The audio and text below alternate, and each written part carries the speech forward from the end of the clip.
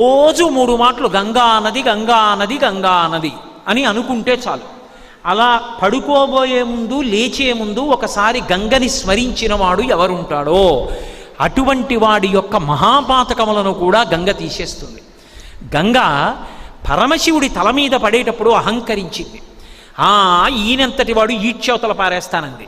అదే గంగ తన తప్పు దిద్దుకోవడం ఎలా అనుకుందిట.